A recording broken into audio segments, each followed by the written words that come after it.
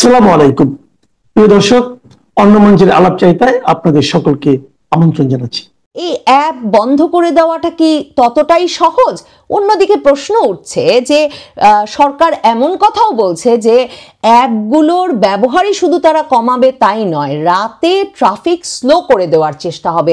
মানে শুধুমাত্র দুটো অ্যাপ বা কয়েকটি অ্যাপের ট্রাফিক কি স্লো করে দিতে সরকার পারে, এবং সরকার তার ফলে অন্য ব্যবহারকারীদের জন্য যে ধরনের বড় অসুবিধার সৃষ্টি করবে, সেটা কি ইউনূস সরকারের বিরুদ্ধে সেই ব্যবহারকারীদের একরকমের খেপিয়ে তুলতে পারে? মানে নেপালে তো তা ঘটেছে।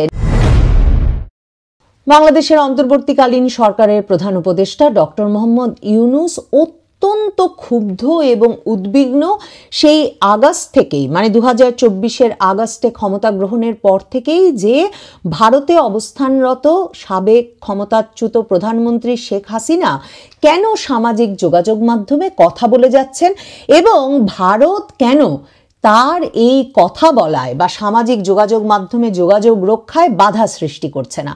ডক্টর মোহাম্মদ ইউনূস যখন ভারতের প্রধানমন্ত্রী নরেন্দ্র মোদীর সঙ্গে প্রথম দ্বিপাক্ষিক বৈঠকের সুযোগ পান এবছর মার্চ মাসে, তখন তিনি সরাসরি এই দাবি তুলে ধরেছিলেন নরেন্দ্র মোদীর কাছে যে শেখ হাসিনার সামাজিক যোগাযোগ মাধ্যমে সকল রকম কথাবার্তা যেন বন্ধ করে দেন নরেন্দ্র মোদী বা ভারত সরকার। দেখেন, তার আগে সামাজিক যোগাযোগ মাধ্যমে শেখ হাসিনা কথা বলবেন এই ক্ষোভের বহিঃপ্রকাশ হিসেবে কিন্তু 3 দিন 4 রাত ধরে ধানমন্ডি 32 নম্বরের বাড়ি বুলডোজার দিয়ে ভাঙা হয়, গুড়িয়ে দেওয়া হয়, অগ্নিসংযোগ করা হয় এবং এটাকে একটা যুক্তিসঙ্গত মানে ক্ষোভের বহিঃপ্রকাশ হিসেবে বর্ণনা করা হয় যে শেখ হাসিনা যেহেতু ক্ষমতাচ্যুত হওয়ার পর ভারত থেকে সামাজিক যোগাযোগ মাধ্যমে অর্থাৎ ফেসবুক লাইভে এসে বাংলাদেশ আওয়ামী লীগ পেজে কথা বলছেন, কাজেই সেই ক্ষোভের বহিঃপ্রকাশ হিসেবে তার ওই বক্তৃতার সময়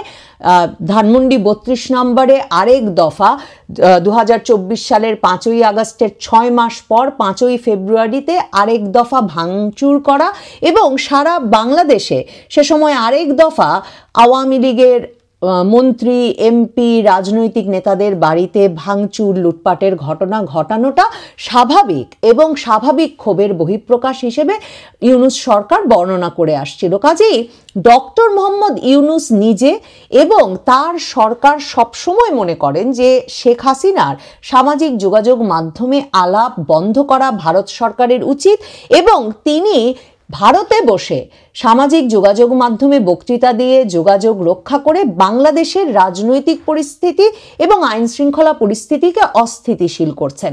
নরেন্দ্র মোদী তখন ডক্টর মোহাম্মদ ইউনূসের ওই দাবির উত্তরে বলেছিলেন যে শেখ হাসিনা ভারতের অতিথি এবং ভারতে সামাজিক যোগাযোগ মাধ্যম একেবারেই অবাধ এবং উন্মুক্ত যে কারো ব্যবহারের জন্যে।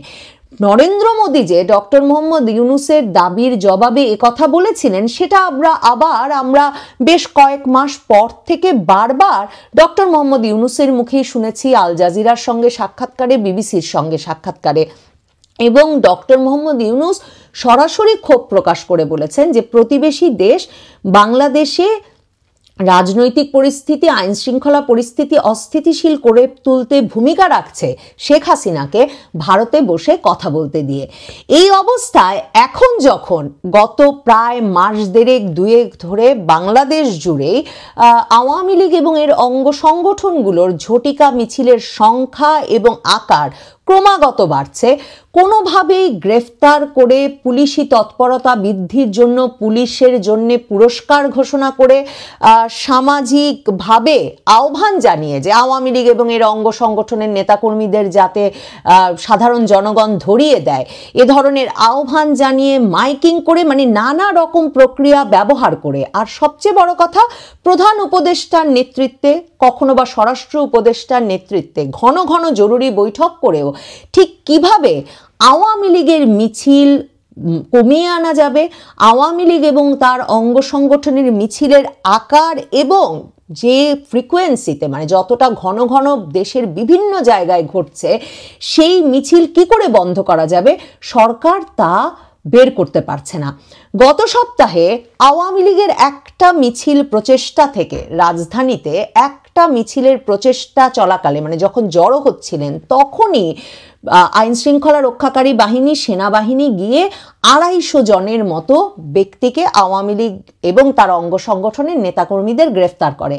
এখন সরকার বলছে যে ওই 250 জনের মধ্যে শতাধিকের বেশি নাকি দুটো অ্যাপ ব্যবহার করে নিয়মিত তাদের দলের নেত্রী, তাদের প্রধান নেত্রী শেখ হাসিনার সঙ্গে যোগাযোগ রাখতেন। আওয়ামী লীগ এই যে 1 বছরও না যেতে যেতে এতটা সংগঠিত হয়ে উঠল এবং সারা বাংলাদেশ জুড়ে এত গ্রেফতার, হামলা, মামলার পরেও মিছিল করে সরকারকে এবং বিরোধী রাজনৈতিক পক্ষগুলোকে একরকমের ব্যতিব্যস্ত এবং আতঙ্কিত করে তুলল।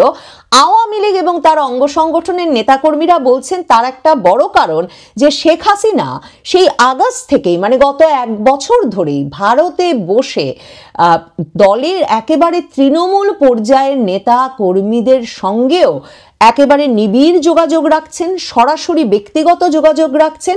বরং আগস্টের পর আর যেহেতু কোনো কর্মকর্তা বা কোনো প্রহরা, কোনো সীমাবদ্ধতা, কোনো মানে শেখ হাসিনার সঙ্গে যোগাযোগের ক্ষেত্রে আর কেউ বাধা হয়ে দাঁড়াতে পারছেন না এবং আনুষ্ঠানিকতা কমে এসেছে, শেখ হাসিনাও এই সুযোগটা কাজে লাগিয়ে তৃণমূলের একেবারে নবীন নেতা কর্মী সংগঠকদের সাথেও নিবিড় যোগাযোগ রাখছেন, ব্যক্তিগত সম্পর্ক গড়ে তুলেছেন।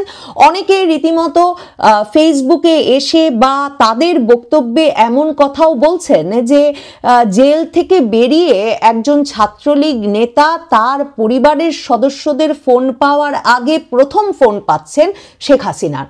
এসব আবেগময় নানা রকম অভিজ্ঞতার কথায় সারা বাংলাদেশে আওয়ামী লীগ এবং তার অঙ্গ সংগঠনের নেতাকর্মীদের মধ্যে একটা ব্যাপক চাঞ্চল্য সৃষ্টি হয়েছে নেত্রীর সঙ্গে সরাসরি যোগাযোগের ফলে।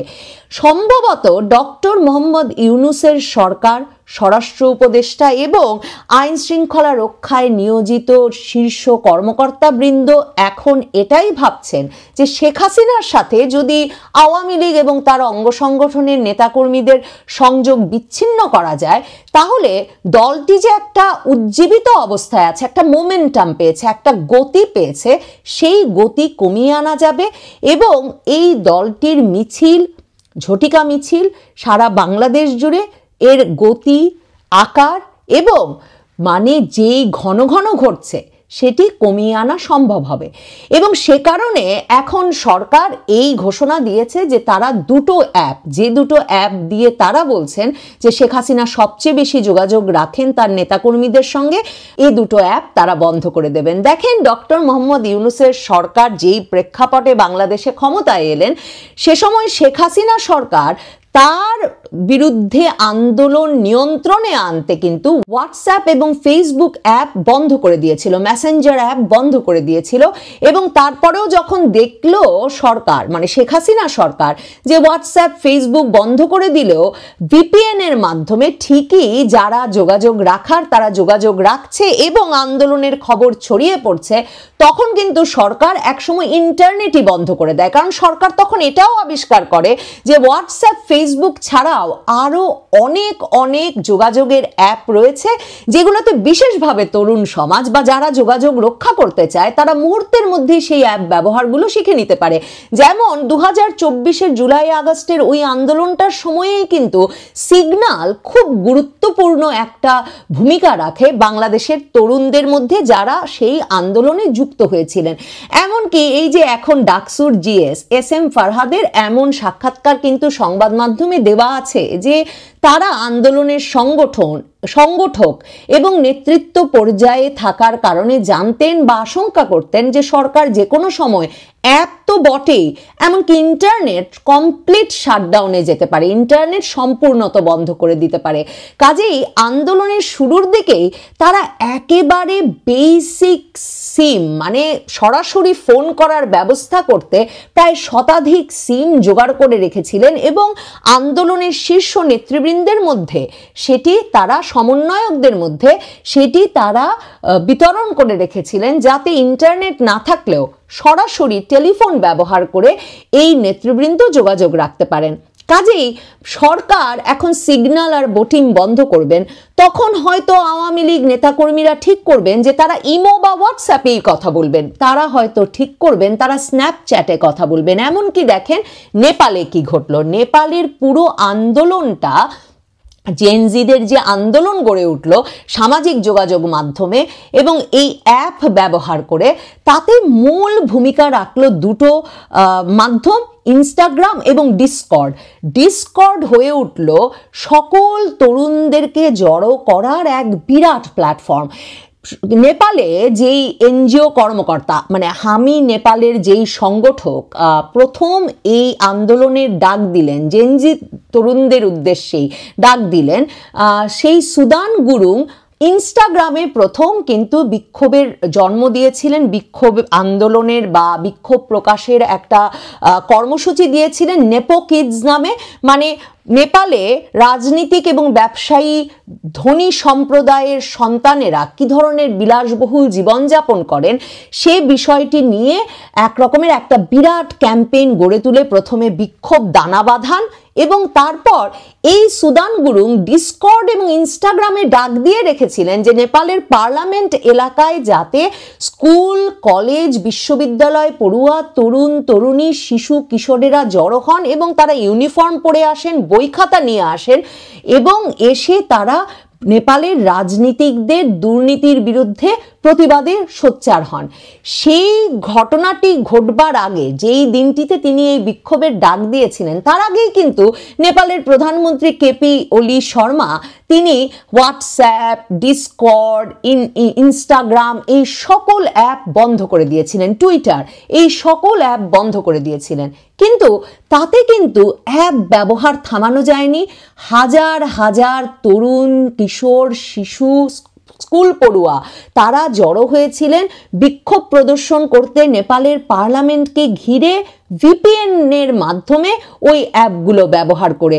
এবং তারপর নেপালে অভ্যুত্থানে নেপালের প্রধানমন্ত্রী কেপি ওলি শর্মাকে পদচ্যুত করবার পর এই ডিসকর্ডে 10,000-এর বেশি তরুণ কিশোর যুক্ত হয়ে তারা কিন্তু নেপালের অন্তর্বর্তীকালীন সরকারের প্রধান হিসেবে সাবেক প্রধান বিচারপতি কার্কিকে মনোনীত করেন। মানে এই সামাজিক যোগাযোগ মাধ্যমগুলোর ব্যবহার থেকে কোনো ব্যক্তিকে ঠেকিয়ে রাখবার এখন কোনো উপায় নেই, এই কারণে যে আপনি একটা অ্যাপ বন্ধ করবেন আরেকটা অ্যাপ ব্যবহারে তারা সিদ্ধ হয়ে উঠবে। আপনি একটা অ্যাপ বন্ধ করবেন বৈধ পথে, তারা ভিপিএন দিয়ে বা অন্য কোনো প্রযুক্তি ব্যবহার করে সেই অ্যাপে নিজেদের মধ্যে যোগাযোগ রক্ষার ব্যবস্থা করে ফেলবে। এবং যোগাযোগের বিষয়টি এমন যে আপনি সকল কিছু যদি বন্ধ করে দেন, এমনকি ইন্টারনেটও বন্ধ করে দেন, তাহলেও শেখ হাসিনা সরকার যেমন পারেনি, পৃথিবীর কোনো দেশে কখনো কোনো সরকার ইন্টারনেট বন্ধ করে বিক্ষোভ দমন করতে পেরেছে বা নিয়ন্ত্রণে আনতে পেরেছে তার কোনো উদাহরণ নাই। কারণ বিক্ষোভ বা আন্দোলনের নেতৃত্বদানকারী পক্ষ, ওই যে ডাকসু নেতা SM ফারহাদ যেই কথা বলেছেন, তাদের মতো তাদের প্রস্তুতি থাকে যাতে তারা একেবারে মানে বেসিক ব্যবস্থাতে হলেও, মানে সিমের ফোনে সরাসরি ফোন করে হলেও তারা যাতে যোগাযোগ রক্ষা করতে পারেন। আর দেখেন ডিসকর্ডের কথা বলছিলাম, হোয়াটসঅ্যাপ, মেসেঞ্জার এগুলো যেমন যোগাযোগের অ্যাপ, ডিসকর্ড কিন্তু একটা গেমিং অ্যাপ। অথচ এই গেমিং অ্যাপটির মাধ্যমে যোগাযোগ রক্ষা এখন এই জেনজি প্রজন্মের কাছে অত্যন্ত জনপ্রিয় হয়ে উঠেছে সারা পৃথিবীব্যাপী এবং বিরাট সংখ্যক তরুণদের সংগঠিত করতে এই অ্যাপটি ভূমিকা রাখছে। এই যে ইউনূস সরকার এখন বলছেন যে তারা অ্যাপ বন্ধ করে দেবেন, একদিকে তো আওয়ামী লীগের নেতা কর্মীরা তাদের নেত্রীর সঙ্গে যোগাযোগ রাখতে নিশ্চয়ই অন্য অ্যাপ ব্যবহার করতেই পারেন, কিন্তু এই অ্যাপ বন্ধ করে দেওয়াটা কি ততটাই সহজ?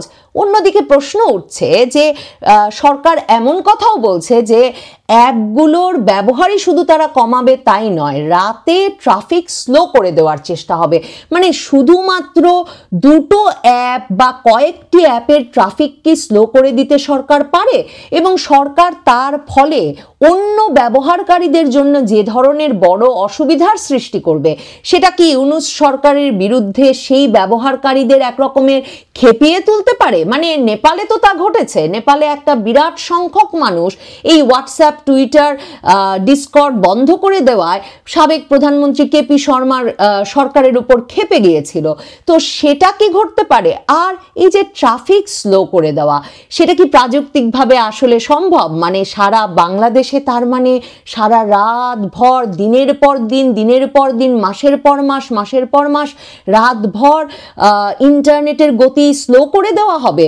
তাহলে ইন্টারনেটের গতি স্লো করে দিলে ইন্টারনেট ভিত্তিক কাজ যারা করেন, মানে যারা কন্টেন্ট তৈরি করেন, যারা ফ্রিল্যান্সের কাজ করেন, তারা কি করে তাদের কাজগুলো চালিয়ে যাবেন? মানে শুধু অ্যাপের গতি কি কমানো সম্ভব? এসব প্রশ্ন কিন্তু প্রযুক্তি বিশেষজ্ঞরা তুলছেন। তবে সবচেয়ে বড় কথা, যেটা অভিজ্ঞ জনেরা যখনই যে দেশেই সরকার এ ধরনের উদ্যোগ নিতে গেছেন কোনো না কোনো উদ্বেগের কারণে, তখন যে কথা বলেছেন সেই কথাটি সবচেয়ে গুরুত্বপূর্ণ, যে আওয়ামী লীগের মিছিল, ঝটিকা মিছিল বন্ধ করতে বা আওয়ামী লীগের নেতা কর্মী সমর্থকদের সঙ্গে তাদের নেত্রীর সম্পর্ক ছিন্ন করতে বাংলাদেশের সীমানার ভেতরে অ্যাপ বন্ধ দিয়ে যেই প্রক্রিয়া শুরু হচ্ছে, সেটা কি কোনো রাজনৈতিক বা সামাজিক সমাধান সত্যি এনে দেবে? সেটা কি সত্যি আওয়ামী লীগের সংগঠিত হওয়া ঠেকাতে পারবে, নাকি এটা আওয়ামী লীগের, বিশেষ করে আওয়ামী লীগের তরুণ নেতা কর্মী কিংবা ছাত্রলীগের মতো তরুণদের সংগঠনগুলোতে তরুণদেরকে আরো বেশি উদ্গ্রীব এবং উদ্বুদ্ধ করে তুলবে? নতুন কোনো অ্যাপে, নতুন কোনো যোগাযোগ মাধ্যমে নিজেদের মধ্যে সংযোগ গড়ে তুলতে?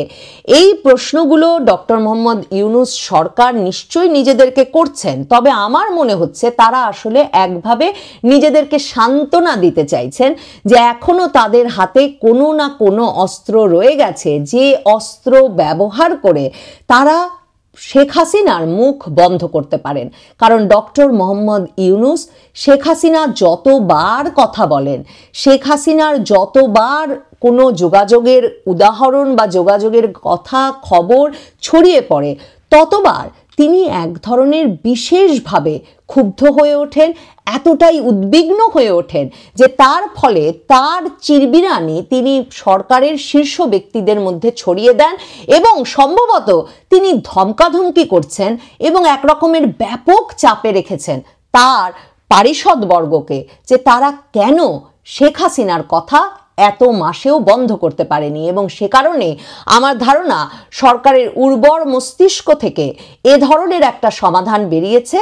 শেখ হাসিনা যে ফেসবুক লাইভে এসে মাসের পর মাস, প্রায় সপ্তাহ দুয়েক পরপরই আওয়ামী লীগ পেজে কথা বলছেন, এখন সরকার কি বাংলাদেশের জনপ্রিয়তম যোগাযোগ অ্যাপ, সামাজিক যোগাযোগ মাধ্যম ফেসবুকও বন্ধ করে দেওয়ার কথা ভাবছে? সরকার কি তাহলে ভাবছে যে ফেসবুকেরও ট্রাফিক স্লো করে দিতে গতি কমিয়ে রাখবে তারা? এই শক্তি, এই প্রাযুক্তিক দক্ষতা কি সরকারের আছে?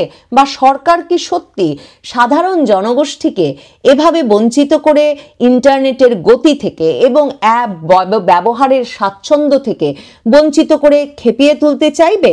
এই প্রশ্নগুলো নিশ্চয়ই সরকারের নিজেকেই করা দরকার, আর ভাবা দরকার এভাবে রাজনৈতিক সমস্যার সমাধান।